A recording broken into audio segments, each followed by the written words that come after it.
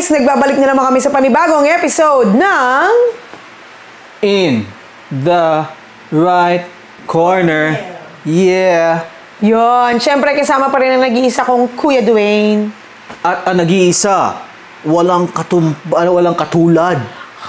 Walang tulak ikabigin. Nag-iisa. Unique, one for one. Original. Ano pa ba? Almira Shear. Yon, oo. Talagang makakabisado ko na intro niya sa akin. Yung nag-iisa, mga tig-10 na ako. Dahil ilang nag-iisa na yun eh. 10 equals size 10. Ay, nako.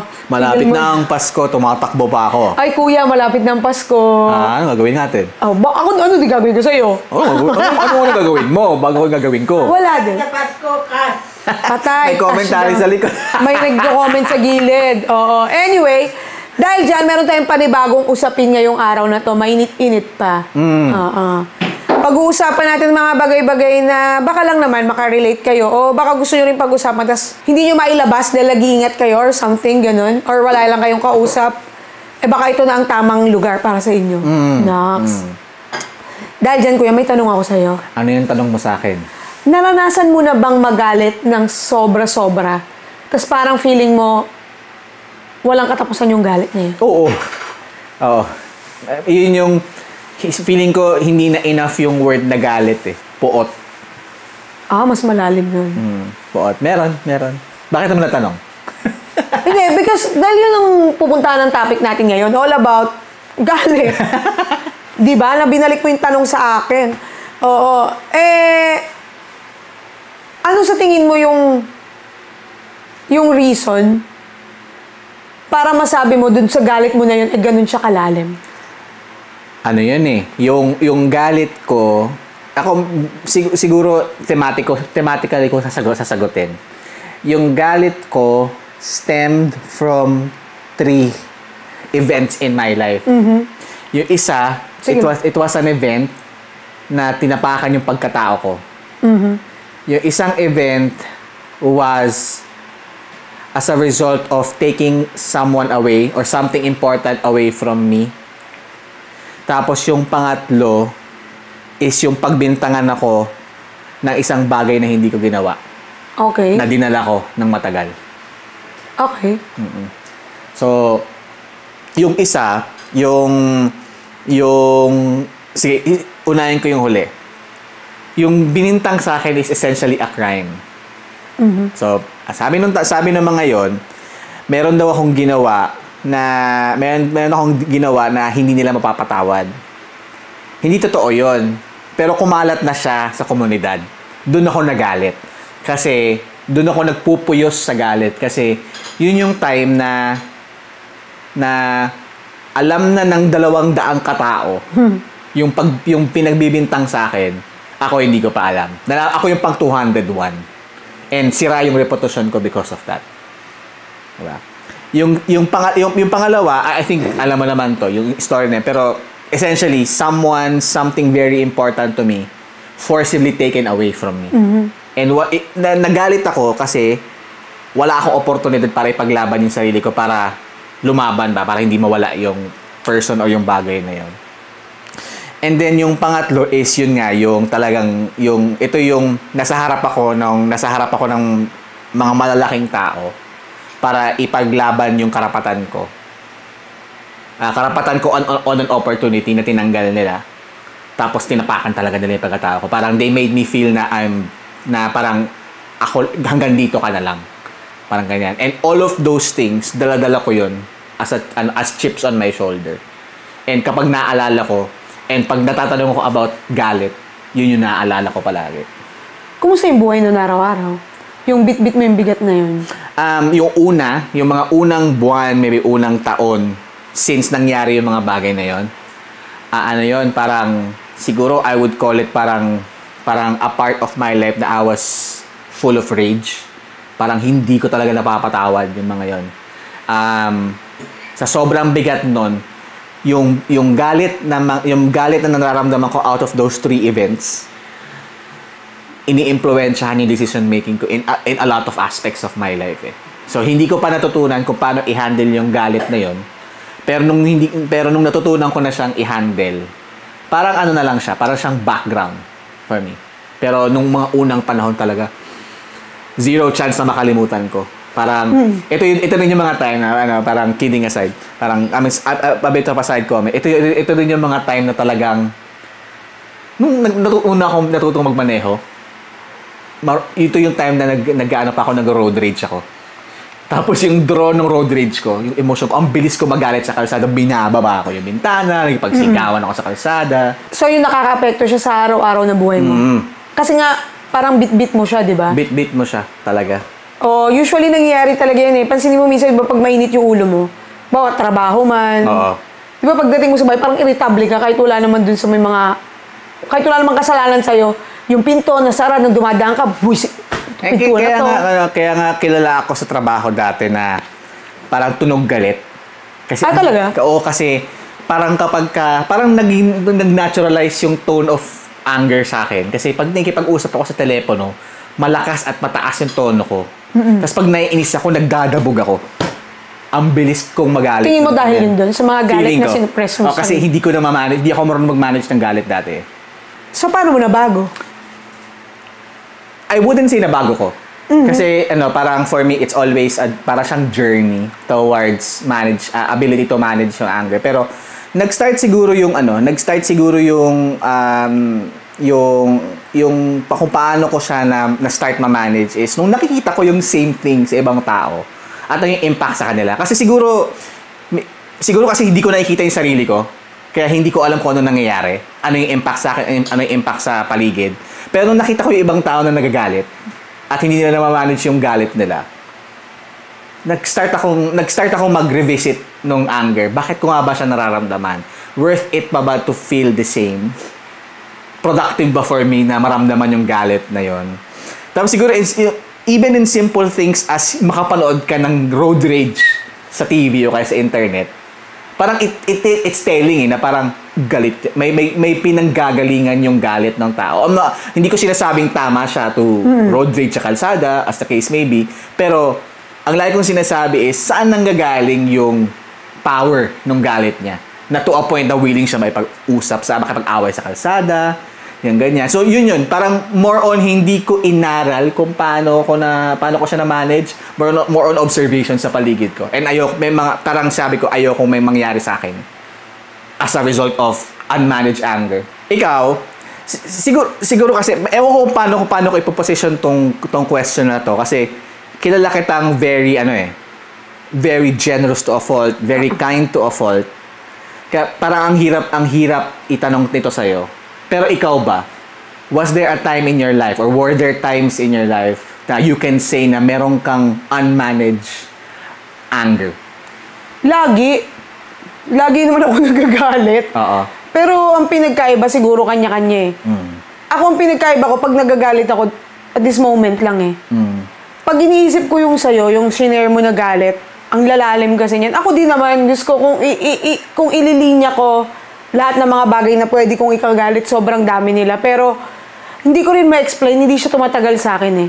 Pero, ang downside nun, ayokong makita yung tao o yung sitwasyon. Hindi dahil sa galit ako, kundi dahil baka sa mamiss ko sila, baka bumalik na naman ako, napakiramdam ko, mali na nga yung ginawa sa akin eh. Babalik na naman ako dahil naalala ko. Pero hindi na ako galit. Meron lang talaga akong mga times na yung term snappy, literal na galit, mainit ulo, ganyan. Pero maniwala ka kuya, at the end of it, nakikipag-bargain ako sa sarili ko na, baka kaya nila nagawa to dahil ganyan. Tsaka most of the time na minsan pa. Most tapos minsan. Oo. Mas takot ako sa bigat. Kaya minsan kahit hindi ko kasalanan, ako na yung naghihingi ng sorry, na ngayong tumatanda na ako, hindi pala ganun. Na dapat pala, as you go through in this life, alam mo yung worth mo as a person. Hindi na mahalaga yung takot kang ambigat, magkagalit kami, or what. Mahalaga na alam mo yung value mo as a person. Tapos kung kasabay nung pag-uupa ko ng kung ano man yung galit na nagawa sa akin, pag nagdadasal ako, kuya, pinagdadasal ko na sana mapatawad din nila ako kung ano man yung nagawa kong hindi maganda sa kanila na maging okay. Kasi feeling ko, yung galit lason eh. Ang hirap at saka ang bigat, tas nakakakonsensya pa sa huli, lalo yung kwento mo, yung effect ng galit mo. Kaya minsan nakakatakot yung effect ng galit. Sa bahay, na-adapt ko yun. Lalo nung magagalitin ako, dumaan din ako sa point na ganyan. Pero, yung hindi ko mailabas, lalo nang galing ako sa idea na hindi ako nagsasalita eh. Pero may sinabi kang interesting no? Yung galit at lason. Paano mo nasabing lason ang galit? Meron ka bang instances na in the past, maybe not within you, pero maybe someone else, na that made you realize na yung unmitigated, unmanaged anger is poisonous? Oo, kasi nakaka-apekto siya sa'yo eh. Pati sa pagkatao mo, yung maliit na bagay, galit ka. Hindi lang yun. Yung galit mo, pag pinatagal mo, binabad mo sa sarili mo, nagkakaroon ka ng trust issues eh. Na ito, gagawin din to eh. O ayan na naman. O ano, ganyan. Tapos, pag dinala mo na siya, pati yung productivity mo, masisira. Yung faith mo. Oo. Kasi nagiging clouded na lahat ng nakikita mo. Kaya parang feeling ko, yung galit lason siya, nakalimutan ko kasi yung tinuro mo sa akin eh. Dapat para lagi ko yung naaalala eh. Dati kasi sabi mo sa akin, nangyari na eh. Bakit? Pag nilingon mo ba, mababago mo pa? Hindi na, di ba? So be it, move forward. Dumaan ako sa phase ng buhay ko na nakalimutan ko siya. Na parang lagi akong nagbababad na, ba't ginawa yun? Dapat di ako ginanito eh. Dapat ganyan eh. Dapat ganun eh. Parang, ganun, incredible Hulk talaga eh. Diba? Tapos pag naalala ko siya, pag mag-isa na lang ako, kahit naman pala balik-balikan ko siya sa isip ko, nagawa na eh. Nangyari na eh. Ako di naman eh. May mga naggagawa rin naman ako na alam mo yun. Pero ako kasi kuya talaga, siguro, hindi ko ikinamamatay ang mag-sorry eh. Pag akong may mali, alam ko talaga eh. Minsan kahit hindi na lang, iniisip ko, hindi naman magagawa ng taong yun sa akin kung wala rin akong nagawa sa kanya. Pero ako kasi may hangganan. It's either I walk away, o wala, pinagpapasa Diyos ko. Napansin ko rin sa sarili ko yan eh. Parang yung part din nung the way ko I manage anger. Yung, nagsosorry na lang ako para matapos na. Oo nga. Diba? Kasi, kung para matapos siya, kung hindi siya matatapos, either magwawala na ako sa galit, or magtutuloy-tuloy lang tong turmoil na to sa buhay natin. Diba? Pero, siguro another question is, parang what I'm getting from you is, you've been able to manage anger and manage situations that would have led for you to be really, really angry, di ba? Pero have you been in a situation where because galit ka may nasira? Dahil galit ako may nasira, hindi ko alam kung hindi lang ako nakakaalala ha. Pero so far, parang wala. Kasi yung mga galit na naaalala ko sa sarili ko, bilang lang yung either yung nagwawala ako, nung bata ako, ganun ako, nung medyo bata-bata po ako. Nagwawala ako. 16 and a half. May galit na nagwawala ako. May galit na sa sobrang sakit, wala na akong maramdaman. Ngayon na eto nang tumatanda na ako, may galit na iniiyak ko na lang siya to death. Yung nanggigigil ka na lang sa galit. Kasi natatakot akong magsisi sa huli. Hindi ko alam. May ganun ako eh. Na baka pag na-amend lahat, tas may magagawa ako. At saka natatakot ako magsisi. Natatakot. I remember nung meron akong isang breakup sa relationship, nagkaroon ako ng lakas ng loob na makipaghiwalay dahil nagalit na ako. Natakot na ako kung ano magiging epekto nun pag pinatagal ko pa. Like, super nagwawala ako. Kasi parang ang tagal mong pinigil yung galit mo na, sige, lahat ng gawin sa akin, okay lang. Lalo sa relationship pa. Pero hindi ko po sinasabi na dapat yung i-tolerate yung mga bagay na hindi nyo na-deserve, lalo kung nasasaktan na kayo mentally, physically, ganun. Ang haba ng panahon na tiniis ko na hindi. Kasi baka pag lumaban ako, ma-hurt, masasaktan. Pero dumating na yung time na susobra na dahil parang, pinagsusuntok ko yung sofa. Sa galit ko, sabi ko, tawa na, pak, ganun. Alam mo, doon ako nagkaroon ng lakas ng loob na hiwalayan. Block, bye. Kasi natatakot ako. Mas natatakot ako sa kayang gawin ng galit ko. So, iwasan mo na lang. Kung hindi mo pa kayang kontrolin, ilayo mo na lang yung sarili mo sa mga trigger points mo. Naalala ko tuloy, may isang term ako dyan yung, di ba, imbis na i-release mo yung galit mo to a person at mag-end up makasakit ka, binaling mo na lang sa isang bagay. May term kami dyan dati. Hindi kami, pero may term na catharsis. So, may cathartic value yung upuan, yung sopa, kasi imbis na sinuntok mo yung person or sinampal mo yung person, hinampas mo na lang yung sofa. Kasi parang nirelease mo yung galit mo, pero hindi ka hindi ka naging mali in this case. Parang, pero at least na-release mo, lumuwag, di ba?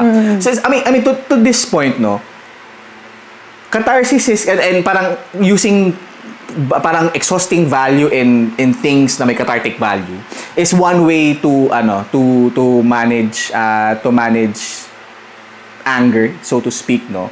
Pero, ako, pag I'm looking at anger, kapag ka hindi mo siya na-mitigate, or hindi mo siya na-manage, I always think about a burning house. Diba? So, let's imagine a burning house. Nasusunog siya. Nag-start pa lang yung sunog sa, for example, sa kusina. Usok, naamoy mo, in-ignore mo. So, okay Hinayaan lang. mo siya. Hinayaan mo lang. Okay lang. Lumaki. Lumaki siya ngayon. So, mas mahirap nang i-manage yung anger. Pag nasusunog ang bahay, ang usok, pataas. So, kung na-manage mo yung apoy na maliit pa lang, madali ka sana makakatakbo palabas. Tatakbo ka, nakatayo, tatakbo, exit, hingi tulong, whatever. Pero dahil lumaki yung apoy, kailangan mo ngayong gumapang sa ilalim. Mas mahirap ngayon makalabas sa bahay na nasusunog. Ang problema, imbis na subukan mong apulahin somehow yung apoy para may way pa din para makahinga ka, ang ginawa mo, dumiretso ka na ng gapang. So, habang nagliliyab yung apoy, mainit na rin yung doorknob. So, even if makagapang ka palabas, mahirapan ka na. Kasi hindi mo mahawakan ngayon yung pinto. So, trap ka na ngayon sa situation. Hindi ka rin nakahingi ng tulong. So, yung mga taong gusto kang tulungan, i-manage yung sunog na yun, nasa labas, hindi alam kung anong gagawin, kung buhay ka pa. Hindi mo rin na-manage yung apoy. So, nandamay ka pa. Oo, parang sinasabi mo yung apoy is the galit, di ba? Hindi lang yun, kuya. Diyan sa example na sinabi mo, for example, ayan, tama kayo, maliit pa yung apoy Tayo kasi, meron namang paraan, no? Or iba-iba tayo ng parang kung paano i-handle yung anger sa mga puso natin, sa buhay natin. Halimbawa, galit. Ganyan pa. Si galit is si apoy. Di ba sa taranta mo, minsan, ang gagawin mo, bubuhusan mo siya. Nang di ka nag-iisip. Minsan, not knowing na yung binuhos mo, di mo pala alam, gas. Gas. Correct. Di ba? Parang emotions. Kunwari yung apoy galit, yung gas yung emotions. Imbis na apulahin mo lang yung focus mo, binuhos mo pa iba, nanumbat ka, naalala mo yung ginawa sa'yo dati. Pagbuhos mo, mas lumaki, mas bumilis yung pagkalat. May isa pang option, tubig. Ano yung tubig? Temporary calmness lang doon sa sunog. Di ba? Kasi pag binuhusan mo yun ng tubig, hindi naman necessarily mamamatay siya agad Uusok, tas aapoy ulit. Not knowing, ng pinaka-best solution lang din, kumuha ka ng basang kumot, at yun yung tinaklob mo sa sunog. Napapanood ko kasi sa Facebook. Sa Fire Prevention Month. Nanonood ako sa Facebook. Yes. Babasahin yung kumot, iaano mo doon sa apoy para mamatay. Parang tayo. Yung galit, di ba? Na parang, yakapin mo na lang kaya at hayaan mong humupa. Kasi in that sense or in that way, mabilis mamamatay yung apoy. Kasi kung hindi, katulad doon sa example na sinabi mo, i-relate ko lang, nung maliit pa, hindi ka lumabas. Hinayaan mong mababad yung puso mo o yung sarili mo dun sa galit. Tapos yung sinabi mo na hindi lang yun, nung pinatagal mo, nasunog pa yung iba.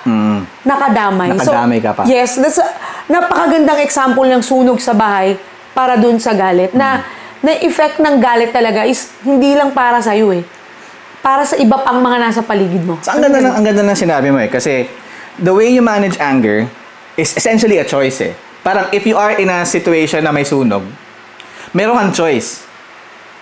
Fire extinguisher, gasolina, tubig, basang kumot, or box na random na solution. I think importante kasi na i-mention ko yung fifth option. Kasi sometimes when we manage anger, we blindly react. So parang hindi mo alam kung ano yung dinampot mo, binuhos mo na lang. Correct. Lumala pa. So yung choice na yun was the bad choice, diba? So parang ang ganda nung sinabi mo kasi at the end of the day, you don't get succumbed by anger by simply sitting there and wait for everybody to burn. Oo. Diba? Dapat basahin mo yung situation and kalmahan, para makapag-isip ka. Tapos naisip ko lang din, kung halimbawa din naman, naisip mo lang natakasan. Parang galit. Tinakasan mo lang yung galit. Hinayaan mo. Nakasunog lang din ng maraming iba. Alam mo yun? Meron pa yung pagka pinasok mo yung example na yon na lumabas ka, dahil nasusunog na eh. Yun na yung galit eh. Tapos, narinig so, ay shucks, may kailangan akong balikan. Ibig sabihin lang nun yung galit na babalik-balikan mo, di ba mas delikado? Kaya dapat might as well, patayin mo na siya kung kaya mo. Inin mo na, pahupain mo na. Kasi yung effect, pag pinatagal mo pa is, hindi na maganda. And worst, pag malala na yung galit, may mga pagkakataon na dapat hindi ka lang basta-basta pala tatakas. Kailangan mo ng tulong ng iba. Tulong ng iba. For example, doon sa example na binigay mo na yung galit mo na sobrang lala. Siguro kung tumakbo ka or nakahanap ka ng mga friends na makakausap, si Lord na makakausap, kailangan mo ng tulong. Hindi lahat ng galit kaya mong i-handle. Oo. Ako naniniwala ako doon, kuya. Kasi ako naranasan ko yung galit na galit ako. Alam mo, nagdasal lang ako na pakalmahin niyo po ako. Or malaking bagay yung may mga kaibigan, may kapatid ka na, tama na yan, okay na yan. Nangyari na, sasampalin mag-move ka on. sasampalin ko into thinking, tumahimik ka na kasi dyan. Oo, tama na. Tama na. Hayaan mo na, ganyan. Mga friends na, kahit yung iba lolo-lolo, inom mo na yan. Hayaan mo na yan. Yung sulsul. Oo. Kailangan mo, tama nga yung kanta, walang nabubuhay para sa sarili lamang. Di ba? Walang sino man. Hindi, di ba? Kasi ang hirap dali nung anger eh. Ikaw ba, naranasan mong yung feeling mo graduate ka dun sa isang galit na nararamdaman mo? Ako, naranasan ko yung graduate ako the wrong way. Oo. Kasi, yung mali yung pag-handle ko ng galit. So, balik tayo dun sa example ng bahay.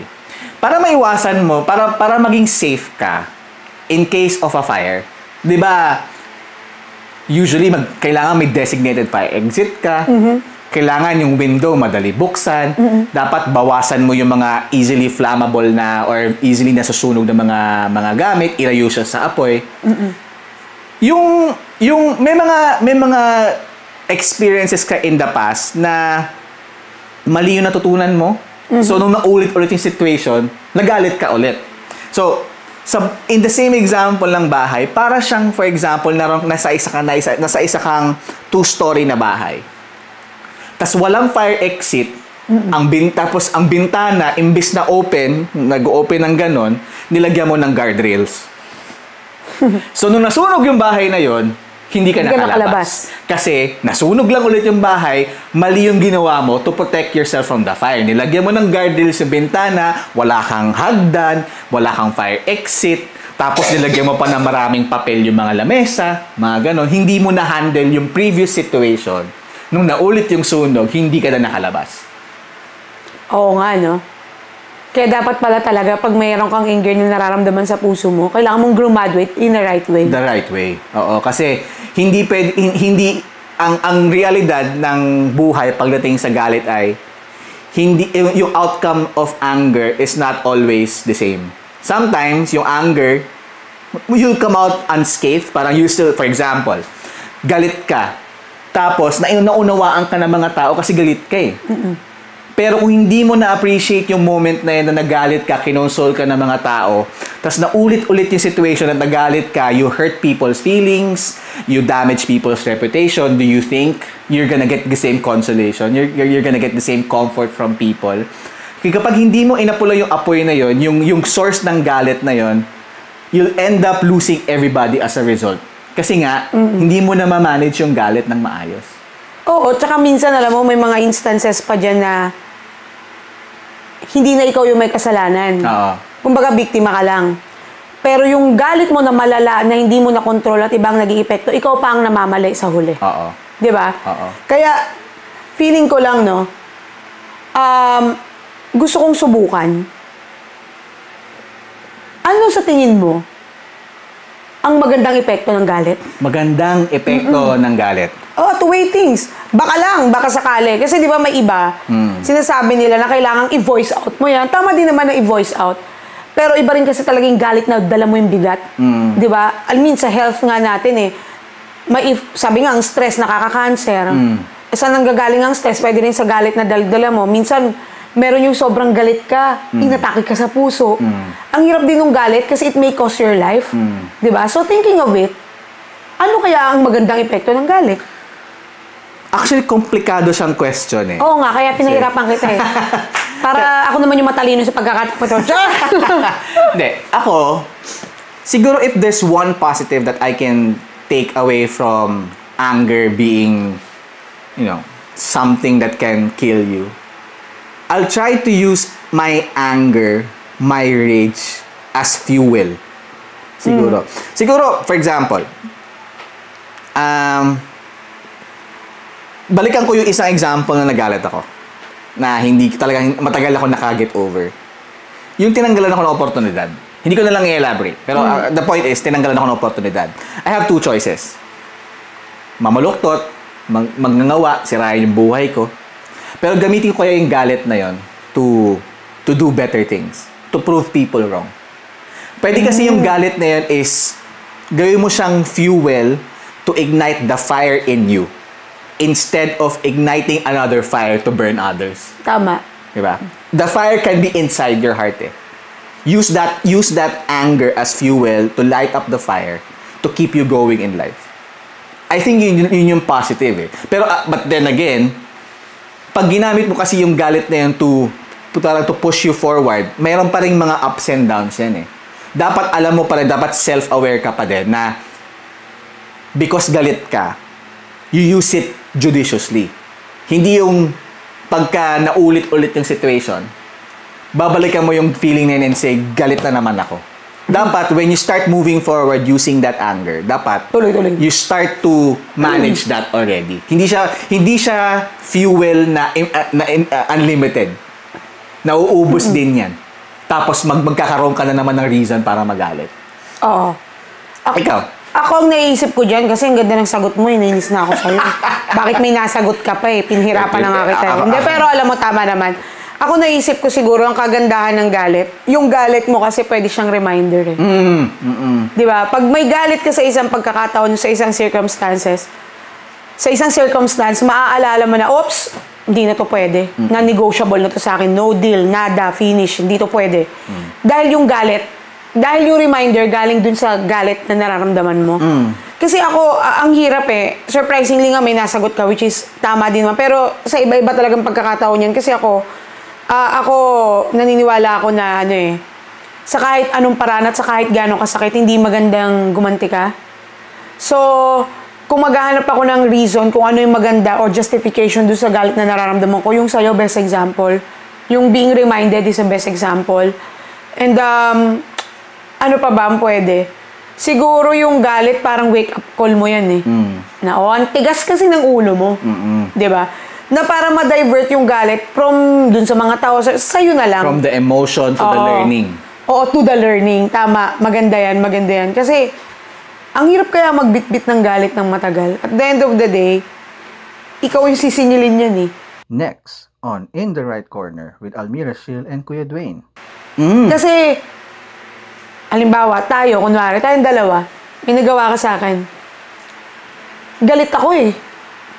Dala-dala ko tong galit na to. Ikaw mag-move on ka na sa buhay mo. Sinong talo? Nakakainis, no? Ako pa din. Di ba? Tapos lalo kang magagalit. Oo, lalo kang magagalit. Tapos, lalo kang magagalit. At ito lang yun. Masasayang yung panahon mo. Na imbis na natutuon mo na sana yung buhay mo dun sa mga bagay na mas okay kung paano mo gagawing better yung buhay mo, nai-stuck ka or bumabagal ka dahil may bigat kang dala-dala.